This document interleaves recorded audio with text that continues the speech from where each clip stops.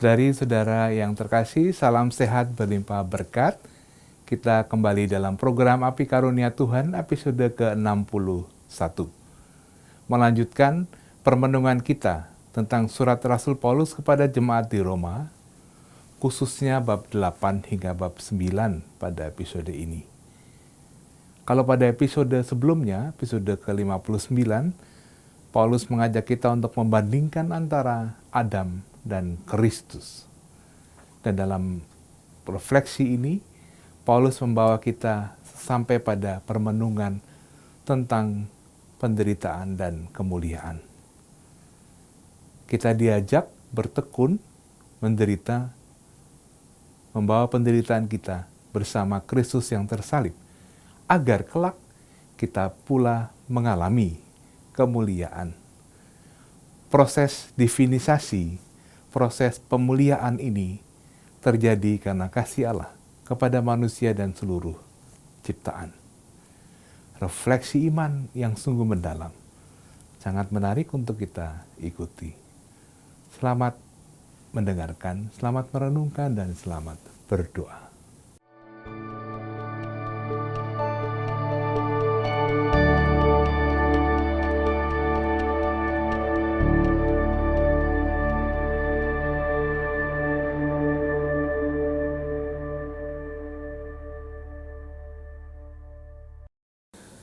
Saudari-saudaraku yang terkasih, kita masih bertekun untuk semakin memahami surat Rasul Paulus kepada jemaat di Roma. Saya tidak bosan-bosan mengulangi hal-hal yang penting supaya jalan pikiran itu dapat lebih diingat, dan nanti dengan jalan pikiran yang pokok-pokok itu dapat membaca sendiri dan menikmati surat kepada jemaat di Roma. Jadi pada awal ini saya mau mengulangi apa yang sudah kita bicarakan. Pokok terpenting yang mau disampaikan oleh Rasul Paulus adalah bahwa manusia, bahwa kita ini dibenarkan oleh iman, oleh Kristus. Karena iman kita kepada Kristus. Ditegaskan pada bab 3 ayat 21 sampai 31. Nah, kalau kita dibenarkan oleh Kristus, itu hasilnya apa? Hasil pembenaran itu apa? Macam-macam, tetapi yang paling penting yang dapat merangkai jalan gagasan itu, hasil dari pembenaran kita adalah harapan akan kemuliaan Allah. Itulah yang dikatakan pada bab 5 ayat 2. Oleh Dia, kita juga beroleh jalan masuk oleh iman kepada kasih karunia ini. Nah, sekarang di dalam kasih karunia ini kita berdiri dan kita bermegah dalam pengharapan akan menerima kemuliaan Allah. Itulah hasil dari pembenaran. Kita mempunyai harapan menerima kemuliaan Allah. Sesudah itu, Paulus ingin bicara lagi, memperdalam. Kalau kita ini diselamatkan, dibenarkan oleh Kristus, penjelasannya bagaimana? Penjelasan itu dilakukan dengan memperbandingkan Kristus dengan Adam. Itulah yang kita baca pada bab 5 ayat 12 sampai 21. Bagian yang sangat sulit itu. Tetapi akan menjadi lebih mudah kalau kita ingat ayat-ayat pokoknya. Ayat-ayat pokok itu adalah ayat 12, sambung langsung dengan ayat 15. Saya baca. Sebab itu, sama seperti dosa telah masuk ke dalam dunia oleh satu orang, Saya potong di situ. Lalu saya loncat ke ayat 15, bagian yang belakang. Jauh lebih besar lagi kasih karunia Allah dan karunia-Nya yang dilimpahkannya atas semua orang karena satu orang, yaitu Yesus Kristus. Itu kalimatnya. Jadi ayat 12b bagian yang kedua itu dilompati, ayat 13-14 dilompati, ayat 12 langsung ayat 15. Sebab itu sama seperti dosa telah masuk ke dalam dunia oleh satu orang. Lalu ayat 15, jauh lebih besar lagi kasih karunia Allah dan karunia-Nya yang dilimpahkannya atas semua orang karena satu orang. Satu orang Adam, satu orang Yesus Kristus. Ditegaskan pada ayat 18, perbandingannya, sebab itu sama seperti oleh satu pelanggaran semua orang beroleh penghukuman, demikian pula oleh satu perbuatan kebenaran semua orang beroleh pembenaran untuk hidup. Ayat 19, jadi sama seperti dan seterusnya. Sama seperti. Ekor dari bab 5 ini memancing pemikiran baru, maksud saya ayat 20. Karena ada pernyataan yang memang tidak gampang dimengerti. Ayat 20 kita baca, tetapi hukum Taurat ditambahkan supaya pelanggaran menjadi semakin banyak. Nah, sekarang yang susah itu, dan di mana dosa bertambah banyak, di sana kasih karunia menjadi berlimpah-limpah. Ini kan kalimat yang multitafsir. Di mana dosa bertambah banyak, di sana kasih karunia menjadi berlimpah-limpah. Jadi supaya kasih karunia-Nya semakin berlimpah-limpah, mari berbuat dosa sebanyak-banyaknya, kan bisa begitu. Nah, pokok itulah yang kemudian dijelaskan di dalam bab 6 ayat 1. Soalnya ada di situ. Jika demikian, apa yang hendak kita katakan? Bolehkah kita bertekun di dalam dosa, supaya semakin bertambah kasih karunia itu? Ya, tentu dijawab ayat 6, ayat 2, sekali-kali tidak. Karena apa? Bukankah kita telah mati bagi dosa? Bagaimanakah kita masih dapat hidup di dalamnya? Itu jawabannya. Apakah begini? Tidak, karena itu. Ditegaskan kesimpulan itu pada ayat 8. Bab 6 ayat 8. Jadi kan kesimpulan ya. Jadi jika kita telah mati dengan Kristus, kita percaya bahwa kita akan hidup juga dengan Dia. Ayat 11, demikianlah, ini kesimpulan akhir, demikianlah hendaknya kamu memandangnya, bahwa kamu telah mati bagi dosa, tetapi kamu hidup bagi Allah dalam Kristus Yesus. Jadi pertanyaannya tadi kan, apakah kita semakin berdosa supaya kasih karunia semakin banyak? Tidak. Karena apa? Karena kita sudah mati bagi dosa. Kesimpulannya ayat 11. Demikianlah hendaknya kamu memandangnya. Kamu telah mati bagi dosa, jadi tidak berdosa lagi, tidak bertambah di dalam dosa, tetapi kamu hidup bagi Allah dalam Kristus Yesus.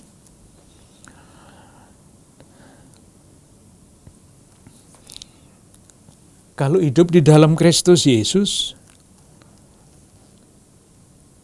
itu seperti apa?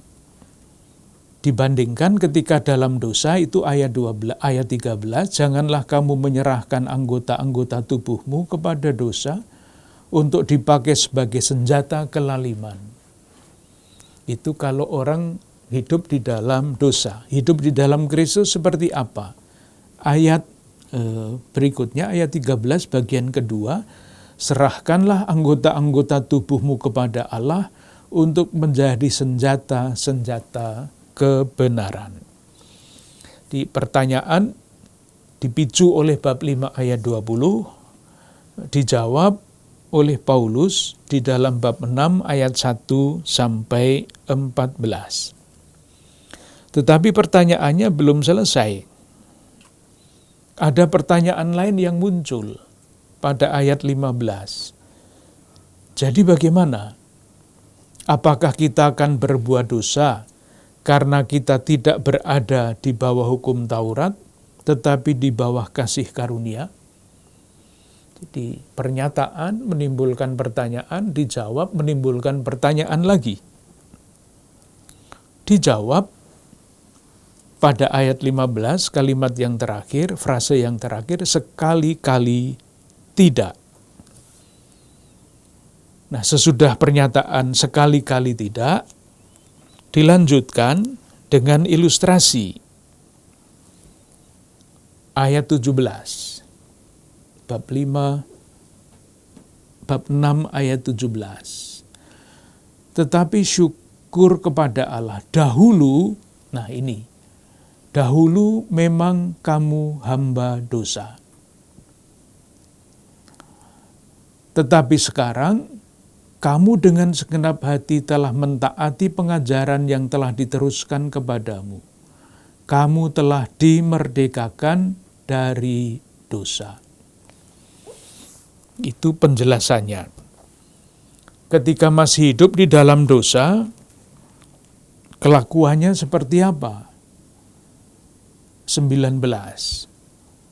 Sebab sama seperti kamu telah menyerahkan anggota-anggota tubuh menjadi hamba kecemaran dan kedurhakaan.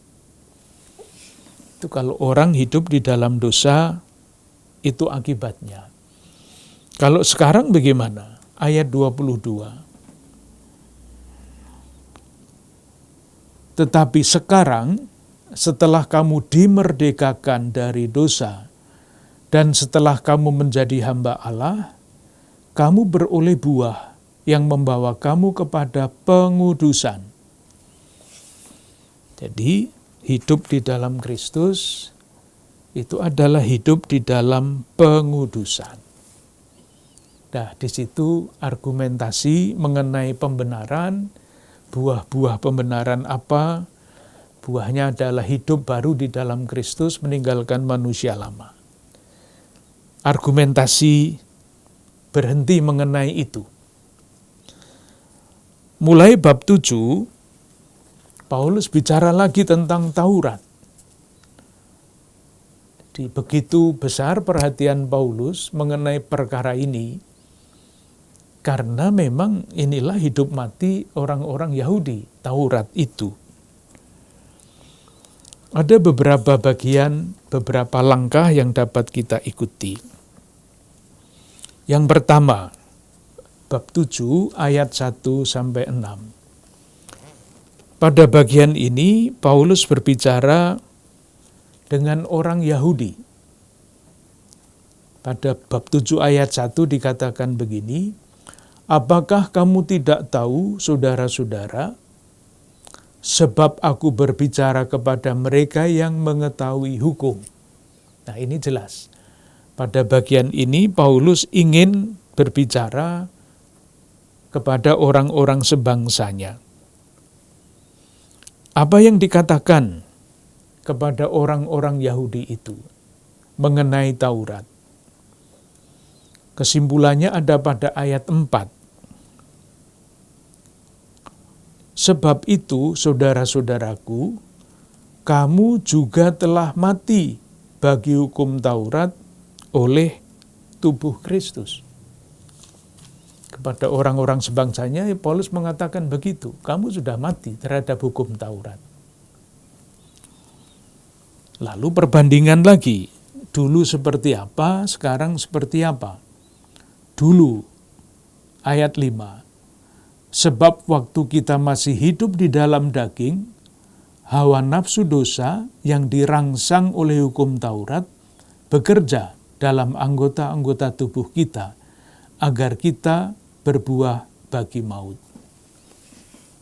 Itu dulu sebelum mati terhadap Taurat.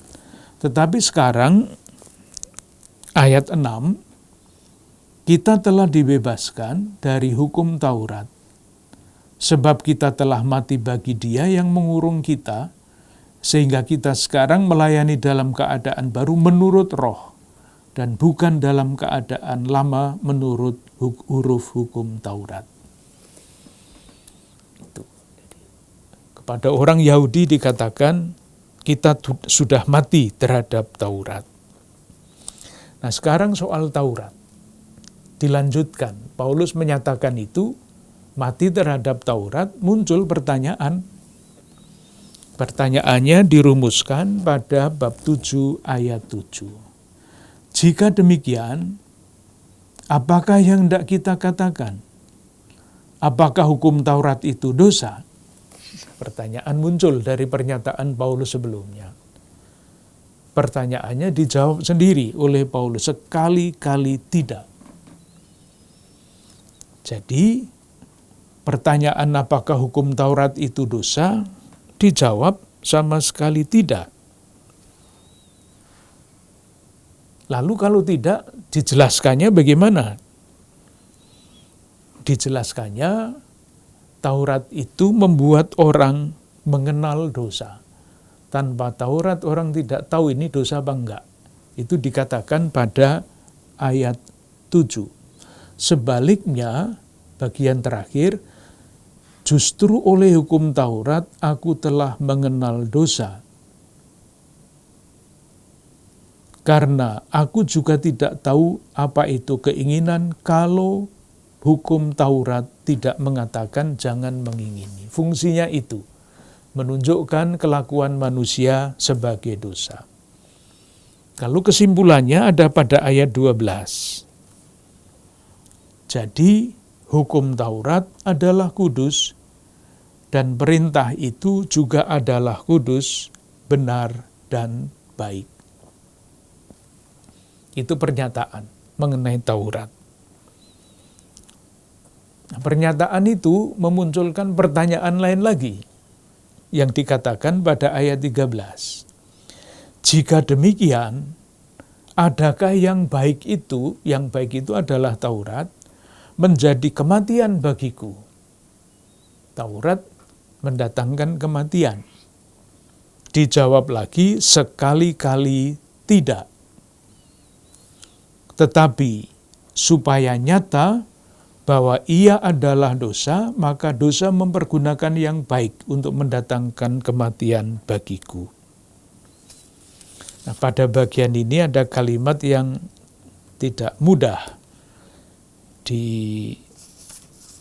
difahami. Kalau dikatakan dengan kata-kata sendiri, bisa dikatakan begini. Taurat itu baik karena menunjukkan ada kuasa dosa di dalam diri Paulus, di dalam diri kita. Ayat 16 dan 17.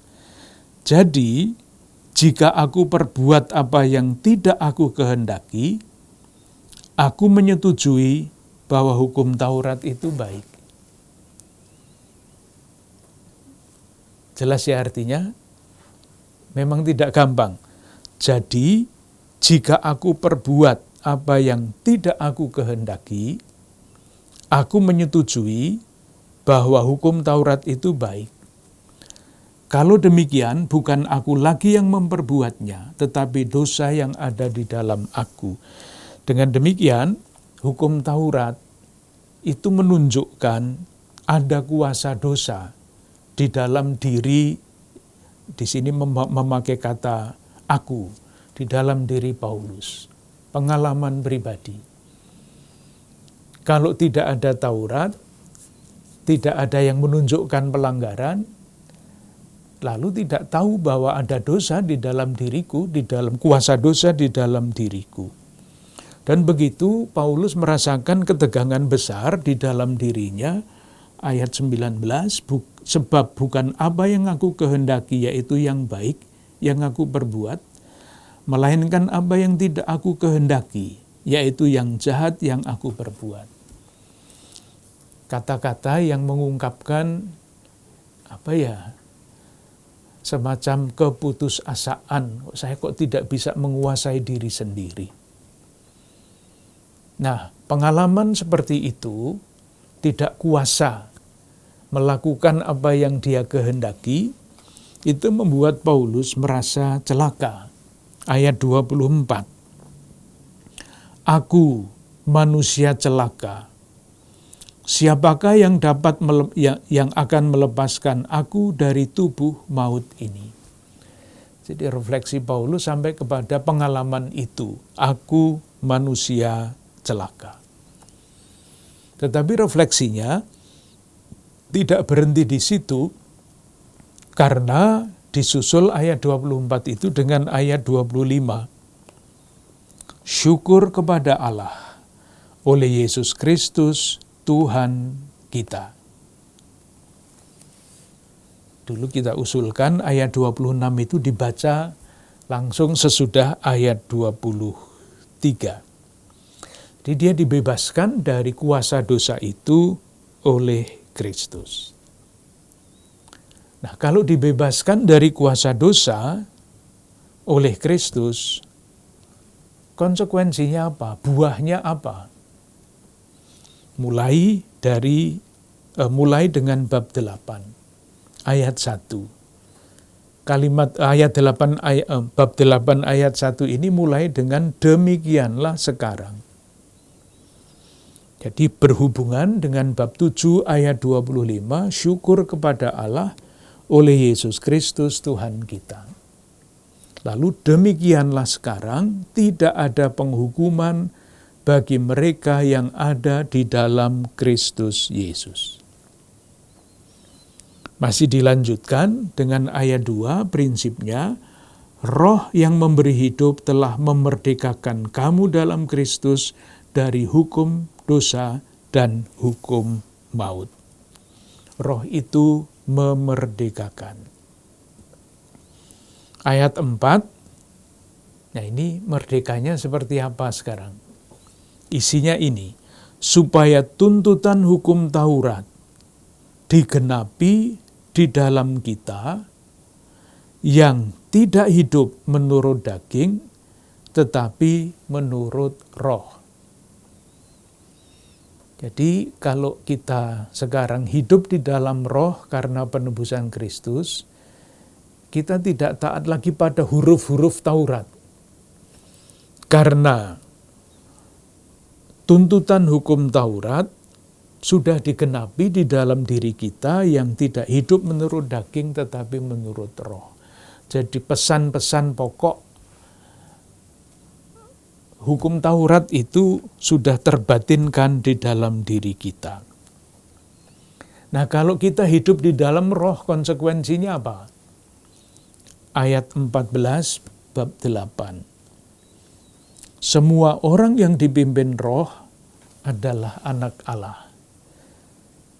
Jadi kita semua dibebaskan dari hukum Taurat, dipimpin oleh roh, dan karena roh itu menjadikan kita anak-anak Allah. Ayat 14, lalu terusnya bagaimana? Kalau kita anak Allah terus apa? Ayat 17, dan jika kita adalah anak, maka kita juga adalah ahli waris, maksudnya orang-orang yang berhak menerima janji-janji Allah, yang akan menerimanya bersama-sama dengan Kristus. Yaitu, jika kita menderita bersama-sama dengan Dia, supaya kita juga dipermuliakan bersama-sama dengan Dia. Rangkaiannya itu, kita adalah anak Allah, karena kita anak Allah menjadi ahli waris, dan ketika menjadi ahli waris kita menerima janji. Janjinya apa? Yaitu menderita bersama-sama dengan Kristus, supaya juga dipermuliakan bersama-sama dengan Dia. Kita sampai di situ, lalu terusnya bagaimana ini? Kita mulai dengan ayat 18 sampai 30. Silahkan menyambungnya dengan ayat 17 bagian yang kedua, bagian yang terakhir. Bab 8 ayat 17 itu bicara tentang kesengsaraan dan kemuliaan, kan? Jika kita menderita bersama dengan Dia, supaya kita juga dipermuliakan bersama-sama dengan Dia. Ini sambung lagi, kata yang sama dipakai pada ayat 18. Sebab aku yakin bahwa penderitaan zaman sekarang ini tidak dapat dibandingkan dengan kemuliaan yang akan dinyatakan kepada kita. Disambung-sambung ya, ada kata-kata kunci. Ayat 17, kata sengsara, kemuliaan, disambung untuk masuk ke dalam pemikiran yang lebih lanjut. Kemuliaan yang akan dinyatakan kepada kita. Ada beberapa catatan yang saya kira baik untuk kita perhatikan. Dikatakan di sini, kemuliaan yang akan dinyatakan kepada kita. Mengapa dipakai kata dinyatakan? Untuk menegaskan bahwa kemuliaan itu tidak dapat dibayangkan oleh manusia dan tidak bisa dicapai oleh usaha manusia. Kemuliaan itu. Maka kemuliaan itu hanya bisa dinyatakan oleh Allah. Itu yang pertama. Lalu kemuliaan yang akan dinyatakan itu oleh Santo Paulus, oleh Rasul Paulus, dibayangkan seperti apa? Kan pada akhirnya hanya bisa sempurna kalau itu dinyatakan. Tapi sejauh dapat kita temukan di dalam surat Rasul Paulus, seperti apa, dengan cara mana kemuliaan itu dinyatakan. Kita ingat kembali apa yang dia tulis pada 2 Korintus bab 3 ayat 18. Kata-kata ini sangat bagus untuk dirasa-rasakan. Saya baca 2 Korintus bab 3 ayat 18. Kata kuncinya kemuliaan. Dan kita semua mencerminkan kemuliaan Tuhan dengan muka yang tidak terselubung. Jadi meskipun kemuliaan itu baru akan dinyatakan secara sempurna, tapi di lain pihak Paulus mengatakan kita semua mencerminkan kemuliaan Tuhan. Kita sekarang ini, jadi kalau mau melihat kemuliaan Tuhan tidak usah cari kemana-mana, kita ini mencerminkan kemuliaan Tuhan.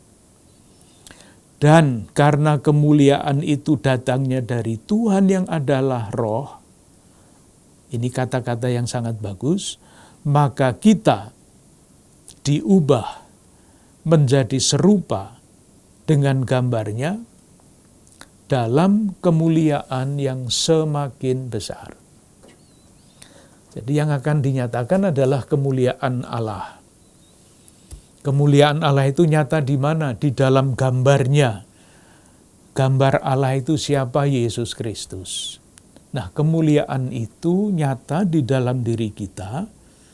Lalu dikatakan 2 Korintus bab 3 ayat 18 tadi, kalimat frase yang kedua, dan karena kemuliaan itu datangnya dari Tuhan yang adalah Roh, maka kita diubah menjadi serupa dengan gambarnya dalam kemuliaan yang semakin besar.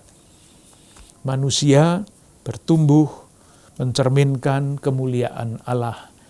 Itulah yang beberapa waktu yang lalu, pada pertemuan-pertemuan yang lalu, manusia itu sebagai orang beriman tidak hanya mengalami humanisasi, menjadi semakin manusiawi, tetapi juga mengalami berkat rahmat divinisasi, menjadi semakin ilahi. Manusia akan dimuliakan. Nah, yang berikutnya, apakah hanya manusia yang akan dimuliakan? Paulus mengatakan tidak begitu. Itulah yang disebut pada ayat 19 sampai ayat 22. Sebab dengan sangat rindu, seluruh makhluk menantikan saat anak-anak Allah dinyatakan. Semua makhluk menantikan saat anak-anak Allah dinyatakan. Karena seluruh makhluk telah ditaklukkan kepada kesia-siaan, bukan oleh kehendak sendiri, tetapi oleh kehendak Dia yang telah menaklukkannya. Intinya begini, yang akan dimuliakan tentu adalah seluruh ciptaan, tapi ada kata-kata yang tidak gampang di dalam bagian itu, yang telah ditaklukkan kepada kesia-siaan. Di balik kalimat itu ada gagasan begini, manusia jatuh ke dalam dosa dan seluruh alam raya ikut jatuh ke dalam dosa itu.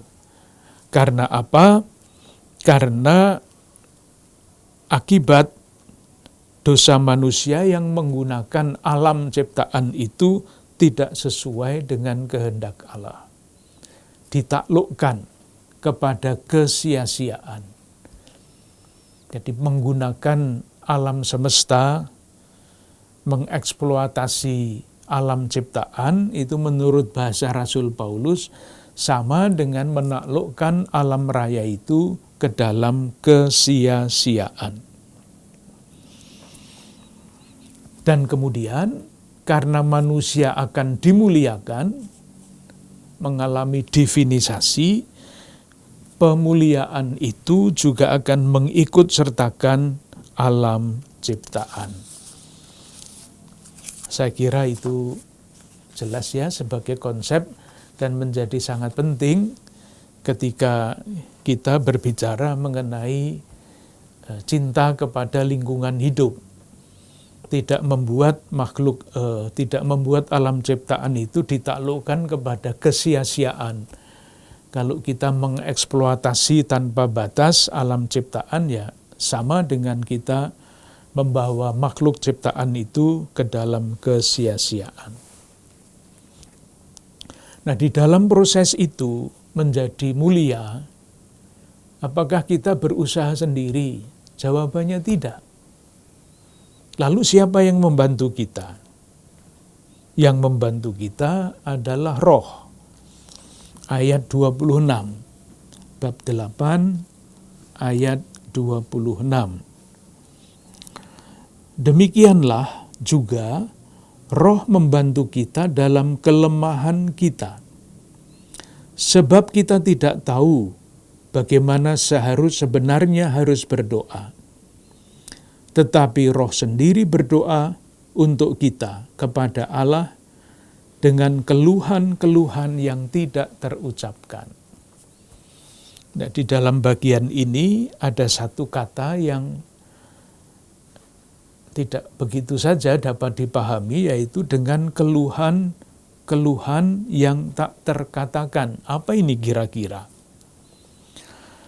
Kata itu, kata keluhan, masih kita temukan di dalam bagian yang lain. Ayat 22. Sebab kita tahu bahwa sampai sekarang segala makhluk sama-sama mengeluh dan sama-sama merasa sakit bersalin, mengeluh. Roh Kudus berdoa untuk kita dengan keluhan-keluhan yang tak terucapkan. Semua makhluk mengeluh. Masih ada satu lagi yang mengeluh, ayat 23. Dan bukan hanya mereka saja, tetapi kita yang telah menerima karunia sulung Roh kita juga mengeluh dalam hati kita sambil menantikan pengangkatan sebagai anak, yaitu pembebasan tubuh kita. Maka pertanyaannya adalah, apa yang dimaksudkan dengan mengeluh? Roh mengeluh, keluhan-keluhan, semua makhluk mengeluh, kita juga mengeluh. Tafsiran. Yang dimaksudkan adalah mengungkapkan harapan, dan harapan itu kan bisa berunsur dua ya. Ketidakpastian namanya harapan. Belum tercapai apa yang diharapkan itu. Maka setiap harapan itu ada unsur kesedihannya. Tetapi yang lain adalah kepastian. Dari satu pihak ketidakpastian, dari pihak lain kepastian. Itulah yang terangkum di dalam kata harapan. Dengan demikian, yang dikatakan di sini roh berdoa dengan keluhan-keluhan yang tak terucapkan, itu sebetulnya adalah mengungkapkan harapan. Semua makhluk mengungkapkan harapan dengan dua unsur tadi. Kita mengungkapkan harapan, roh juga mengungkapkan bagi kita harapan-harapan itu. Jadi jangan dibayangkan mengeluh dalam Kamus Besar Bahasa Indonesia yang hanya kecewa dan sebagainya. Tapi dalam kitab suci harapan selalu berarti dua unsur itu, kepastian dari lain pihak. Nah, kalau Roh Kudus berdoa untuk kita dengan keluhan yang tak terucapkan, itu kira-kira karena apa? Tidak gampang menjawab pertanyaan ini, tapi mungkin yang paling gampang tentu adalah kembali kepada ayat 15. Sebab kamu tidak menerima roh perbudakan, dan selanjutnya. Roh yang menjadikan kamu anak Allah, oleh roh itu kita berseru ya Aba, ya Bapa. Kita berseru karena roh, ya Aba, ya Bapa. Ada satu ayat di dalam 1 Korintus bab 2 yang mungkin dapat membantu kita untuk memahami keluhan-keluhan yang tak terkatakan itu apa. 1 Korintus bab 2 ayat 8 sampai 10. Ayat 10 sampai 13. Kita baca ya, 1 Korintus bab 2 ayat 10 dan selanjutnya. Karena kepada kita Allah telah menyatakannya oleh roh. Nah ini sekarang, sebab roh menyelidiki segala sesuatu, bahkan hal-hal yang tersembunyi di dalam diri Allah. Roh-roh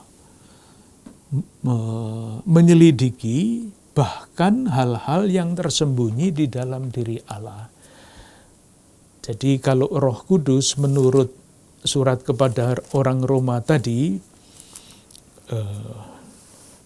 bab 8 ayat 26, berdoa dengan keluhan-keluhan yang tak terucapkan, kalau ditanyakan kenapa tidak terucapkan itu, karena roh memang mampu menyelidiki bahkan hal-hal yang tersembunyi di dalam diri Allah. Membantu kita untuk katakanlah gimana ya, untuk menyentuh hal-hal yang tersembunyi di dalam diri Allah yang kita sendiri tidak bisa menyentuh. Hanya roh yang tahu mengenai itu, dan roh itulah yang membantu kita untuk berdoa supaya menyentuh apa yang ada di dalam diri Allah itu. Itu yang dikatakan pada ayat 18, bab 8 ayat 18 sampai dengan ayat 27.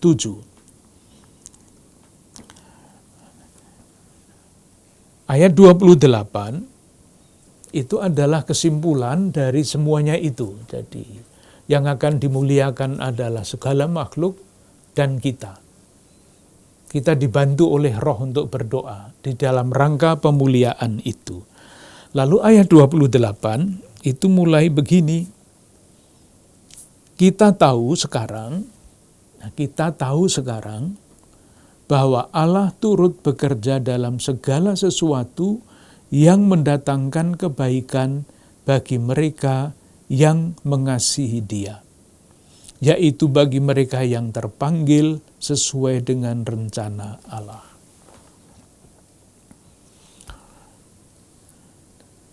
Kita tahu sekarang, jadi dengan argumentasi itu, kita dipanggil kepada kemuliaan, dan kemuliaan itu dijelaskan di tempat lain oleh Paulus di dalam 2 Korintus bab 3 ayat 8. Jadi kita tahu sekarang bahwa proses pemuliaan kita itu seperti itu. Ayat 29 sampai 30,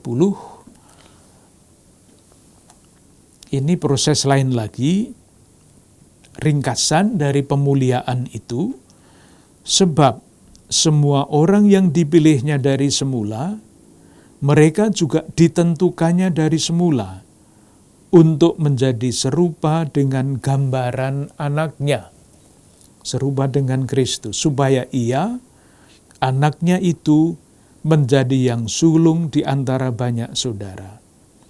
Dan mereka yang ditentukannya dari semula, mereka itu juga dipanggilnya, mereka yang dipanggilnya, mereka itu juga dibenarkannya, dan mereka yang dibenarkannya, mereka itu juga dimuliakannya.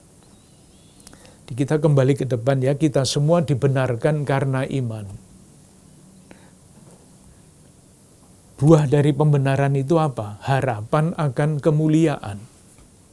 Tadi sudah kita ulangi lagi itu. Dan sekarang ditegaskan lagi, proses pemuliaan itu seperti apa? Mengeluh, seperti merasa sakit bersalin, yang mengungkapkan harapan, ada ketidakpastian, ada keyakinan, tetapi prosesnya terus berjalan dan kita dibantu oleh Roh untuk sampai kepada kemuliaan. Itulah kunci yang ditulis pada ayat 30. Mereka yang ditentukannya dari semula dipanggilnya, yang dipanggilnya dibenarkannya, yang dibenarkannya dimuliakannya. Paulus konsisten mengenai pembenaran dan pemuliaan itu. Ayat 31 sampai 39 rasa-rasanya tidak sulit. Karena apa? Karena sebetulnya yang dikatakan di sini adalah bentuk pujian. Tetapi dirumuskan dengan bentuk pertanyaan. Kita baca, bagus sekali kalau dirasa-rasakan. Sebab itu, apakah yang akan kita katakan tentang semuanya itu? Jadi, tentang semua yang sudah dibicarakan, apa yang mau dikatakan? Jika Allah di pihak kita, siapa yang akan melawan kita? Ia yang tidak menyayangkan anaknya sendiri, tetapi yang menyerahkannya bagi kita semua, bagaimanakah mungkin ia tidak mengaruniakan segala sesuatu kepada kita bersama-sama dengan Dia? Penegasan sekali lagi, siapakah yang akan menggugat orang-orang pilihan Allah? Allah yang membenarkan mereka? Siapakah yang akan menghukum mereka? Kristus Yesus yang telah mati, bahkan lebih lagi yang telah bangkit, yang juga duduk di sebelah kanan Allah, yang malah menjadi pembela bagi kita. Siapakah yang akan memisahkan kita dari Kristus? Penindasan, kesesakan, penganiayaan, kelaparan, ketelanjangan, atau bahaya, atau pedang? Jawabannya jelas, tidak ada yang dapat memisahkan kita dari kasih Kristus. Dan itu dibuktikan dengan kitab suci. seperti biasanya, bukti kitab suci itu ada pada ayat 36. Seperti ada tertulis, oleh karena engkau kami ada dalam bahaya maut sepanjang hari, kami telah dianggap sebagai domba-domba sembelihan. Dan ditegaskan kemudian pada ayat 37 sampai dengan ayat 39. Tetapi dalam semuanya itu kita lebih daripada orang-orang yang menang oleh Dia yang telah mengasihi kita. Nah, lalu di situ didaftar kuasa-kuasa yang bisa menjadi penghalang dan penghambat. Sebab aku yakin baik maut, pemerintah bukan pemerintah manapun ya, tapi itu gambaran kata yang dipakai oleh Paulus untuk mengungkapkan kekuatan-kekuatan jahat yang tersembunyi. Tidak sama dengan pemerintah itu jahat, bukan. Tapi karena dia tidak bisa mengungkapkan apa itu, maka dipakai kata pemerintah. Baik yang ada sekarang maupun yang akan datang, atau kuasa-kuasa, baik yang di atas maupun yang di bawah, ataupun sesuatu makhluk lain, tidak akan dapat memisahkan kita dari kasih Allah yang ada dalam Kristus Yesus, Tuhan kita. Uraian yang tadi kita mulaikan, kita dibenarkan oleh iman. Buah dari pembenaran itu adalah harapan akan kemuliaan. Kemuliaannya dijelaskan sampai dengan bab 8 ayat 30, mereka itu juga dimuliakannya. Dan itulah keyakinan iman. Apapun tidak ada yang akan mampu memisahkan kita dari kasih Kristus. Jadi pemuliaan manusia itu tidak ada yang dapat menghalangi. Kuasa dari manapun, di atas, di bawah, di laut, tidak ada yang bisa menghalangi kasih Allah yang menebus, membenarkan, dan memuliakan manusia. Argumentasi mengenai buah pembenaran, pemuliaan, selesai di situ. Bab 9, ayat 1, sampai dengan bab 11 ayat 36 ini akan mengakhiri bagian pertama dari surat kepada orang Roma. Sesudah panjang lebar berbicara mengenai pembenaran yang berbuah pada pemuliaan, Paulus kembali pada bab 9 itu berbicara mengenai masalah Israel. Ya karena itu bangsanya, dan karena itu adalah yang mau dituju oleh surat ini. Maka Paulus mulai bicara lagi, kalau di dalam teks kita, bab 9 itu judulnya Pilihan atas Israel. Langkah-langkahnya bisa diikuti melalui ayat-ayat ini. Bab 9 ayat 1 sampai dengan ayat 18. Yang berbicara mengenai pilihan dan penolakan oleh Israel.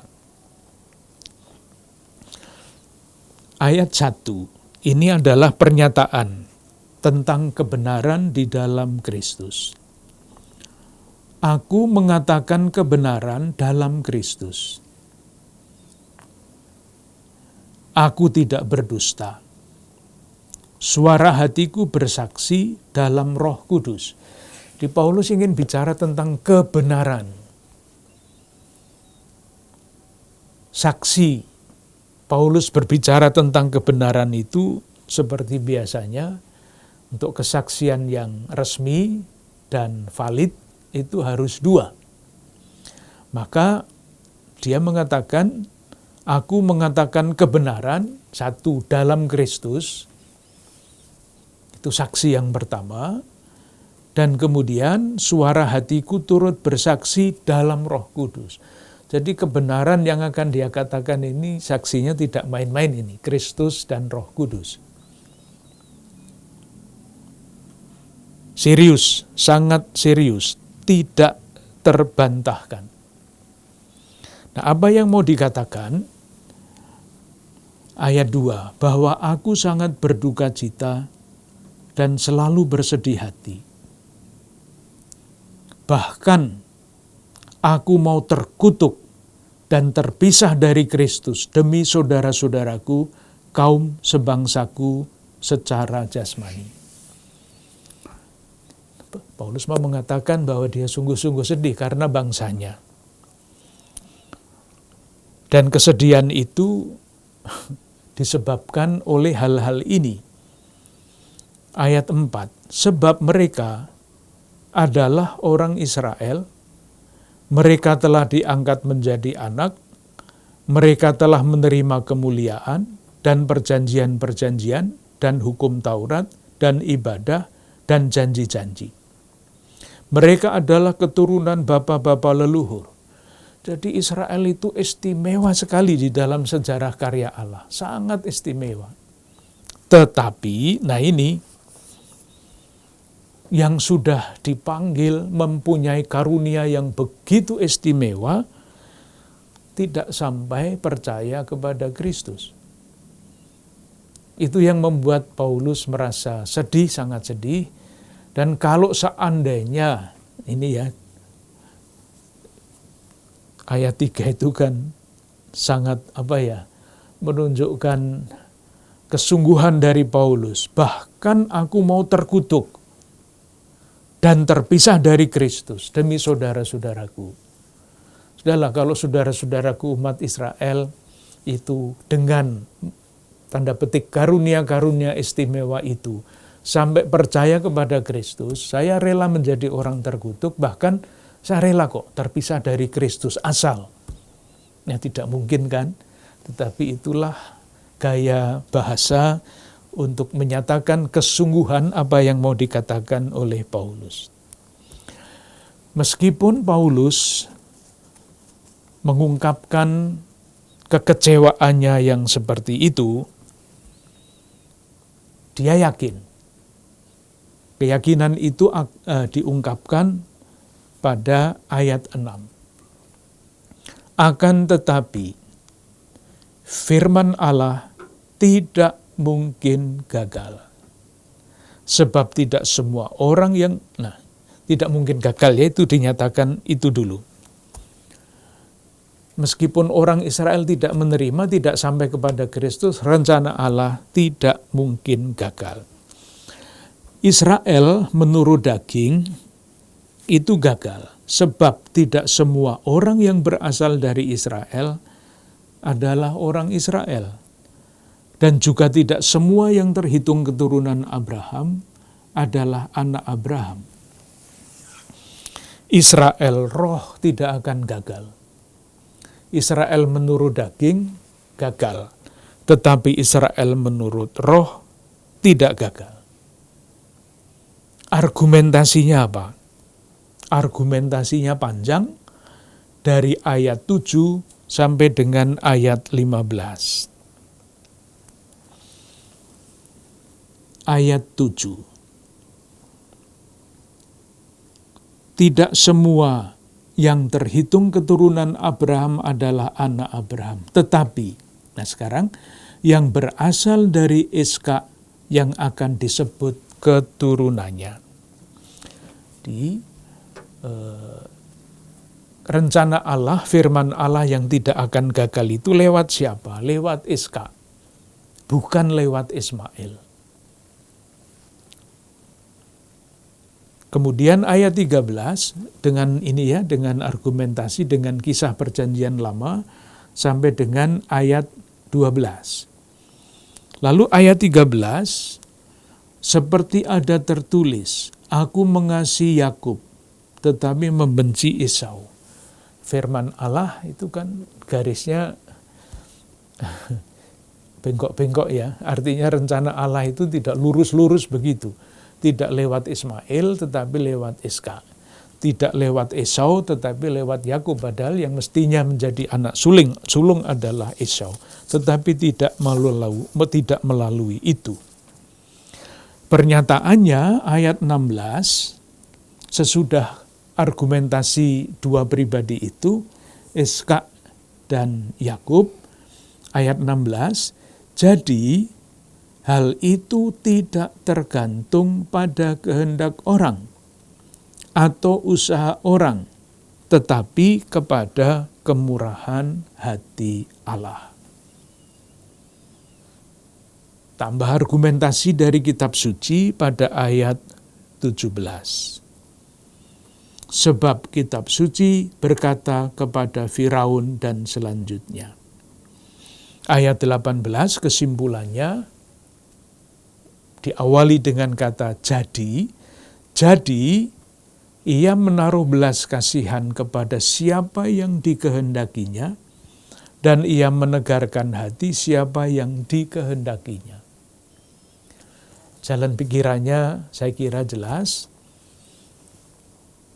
Israel, orang-orang sebangsanya, sebetulnya sudah mempunyai keistimewaan yang bukan main, tetapi tidak sampai percaya kepada Kristus. Itu satu. Nah, melihat itu Paulus sedihnya bukan main. Nah, dalam kesedihan itu ia yakin bahwa firman Allah tidak mungkin gagal. Jalan Allah itu bukan jalan yang direncanakan oleh manusia. Tampak di dalam diri Iskak, tampak di dalam diri Yakub. Iskak dilawankan dengan Ismail, Yakub dilawankan dengan Esau. Kesimpulannya ayat 16. Tidak tergantung pada kehendak orang, usaha orang, tetapi kepada kemurahan Allah.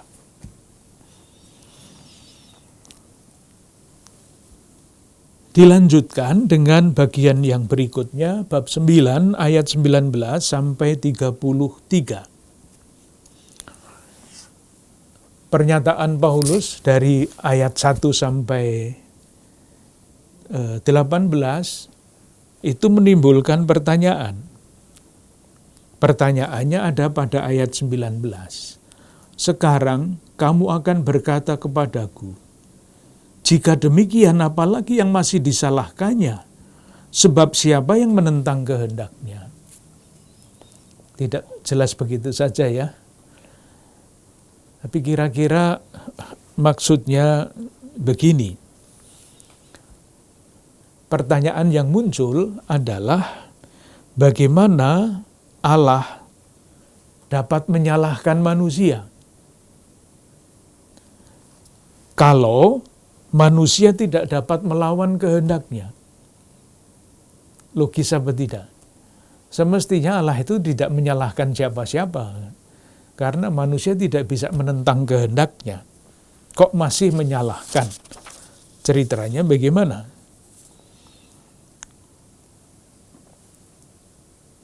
Atau dengan kata lain yang lebih bebas, ayat 19 itu mau mengatakan begini, bagaimana mungkin Allah menyalahkan kita kalau Ia membuat kita bertindak terus sebagaimana Dia kehendaki?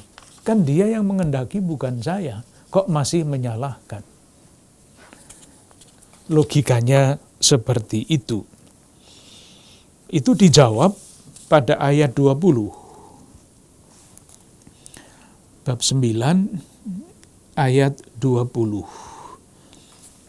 Jawabannya kira-kira tahu dirilah. Ayat 20. Siapakah kamu hai manusia, maka kamu membantah Allah? Dapatkah yang dibentuk berkata kepada yang membentuknya, mengapa engkau membentuk aku demikian? Kira-kira kalau memakai bahasa kita, ya tahu dirilah kamu siapa, tahu siapa kamu manusia itu. Lalu dijelaskan, Allah itu bebas seperti tukang beriuk. Ayat 21. Apakah tukang beriuk tidak mempunyai hak atas tanah liatnya untuk membuat diri dari gumpal yang satu yang sama, suatu benda untuk dipakai guna tujuan yang mulia, dan suatu benda lain untuk dipakai guna tujuan yang binasa. Nah, kalimat yang berikutnya ini susah dipahami, ayat 22 ya. Jadi, kalau untuk menunjukkan murkanya dan menyatakan kuasanya, Allah menaruh kesabaran yang besar terhadap benda-benda kemurkaannya yang telah disiapkan untuk kebinasaan, justru untuk menyatakan kekayaan kemuliaannya atas benda-benda belas kasihannya yang telah dipersiapkannya untuk kemuliaan, yaitu kita yang telah dipanggilnya. Itu kira-kira maksudnya begini. Allah itu semestinya sebetulnya ingin menyatakan kemarahan dan kuasanya kepada semua orang yang pantas dihancurkannya. Sebetulnya itu. Tetapi ia sabar. Ada kata sabar di situ. Semestinya, sekali lagi, Allah mau menyatakan kemarahan dan kuasanya. Tetapi dia tidak buat itu, ia sabar. Lalu mengambil jalan lain untuk menunjukkan kekuasaannya itu. Ia kekuasaannya itu ia tunjukkan kepada kita dengan menyatakan kemurahan hatinya kepada kita. Mudahnya begini, saya punya kuasa. Kekuasaan saya wujudkan dengan marah. Dan ketika marah menghancurkan. Allah bisa buat itu. Tetapi itu tidak dilakukan. Kuasanya ditunjukkan dalam kesabaran. Dan dalam kesabarannya itu, Allah menyatakan kemurahan hatinya kepada kita. Tidak dengan kemarahan, tetapi dengan kemurahan hatinya. Kepada siapa? Kepada semua. Tidak hanya kepada orang-orang Israel yang keras kepala itu, yang sebetulnya menjadi, yang disebut di situ adalah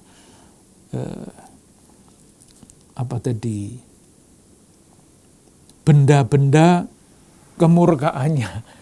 Benda-benda kemurkaannya itu ya yang bisa dihancurkan itu ya orang-orang yang tidak mengakui, tidak sampai kepada pengakuan iman akan Yesus Kristus. Dan kesabaran kemurahan hati Allah itu dinyatakan kepada semua, ayat 24. Yaitu kita yang telah dipanggilnya, bukan hanya dari antara orang Yahudi, tetapi juga dari antara bangsa-bangsa lain.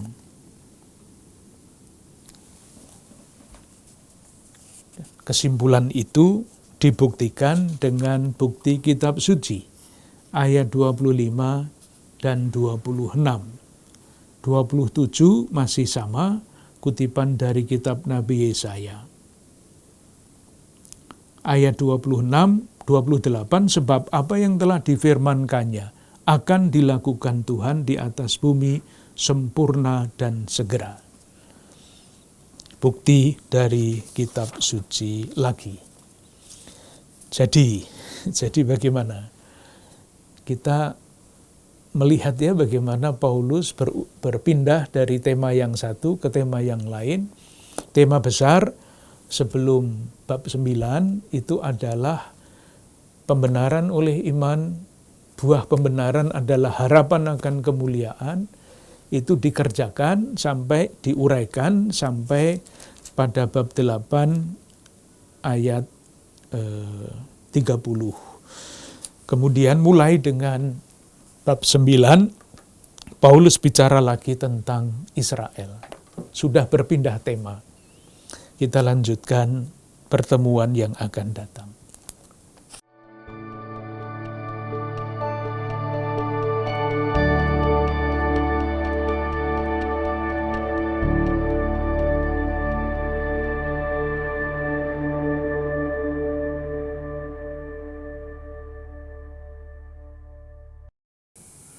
Saudari-saudara yang terkasih, kita telah mendengarkan ulasan refleksi iman Paulus tentang penderitaan yang membawa pada kemuliaan. Proses divinisasi. Dan kita sampai pada bab 9, surat Rasul Paulus kepada jemaat di Roma. Khususnya pada ayat ke-22, menjadi kesimpulan dari episode ini. Yang menunjukkan bagaimana Allah tetap memanggil kita untuk hidup di dalam roh, di dalam kebenaran. Meskipun kita sebagai manusia kadang menolaknya, kadang tidak menanggapinya, atau tanpa sadar mengabaikan. Namun, Allah yang sama adalah Allah yang penuh belas kasih. Rasul Paulus mengatakan bahwa Allah tetap bersabar dan bermurah hati menunggu kita untuk terus bertekun mengikuti roh Tuhan. Mari kita mohon rahmat Tuhan untuk penjarahan hidup kita. Allah Bapa yang Maha Kasih memberikan pemulihan, kesembuhan bagi Anda yang sedang menderita dan sakit. Mencurahkan pengampunan bagi Anda yang merindukan kasih kerahiman-Nya. Mencurahkan perlindungan bagi Anda yang membutuhkan perlindungan dari Tuhan. Dan semoga saudara-saudari dan keluarga komunitas kita senantiasa diberi rahmat kesehatan, damai sejahtera dan kasih karunia-Nya dalam nama Bapa, Putra, dan Roh Kudus. Amin. Terima kasih, sampai jumpa. Selamat malam.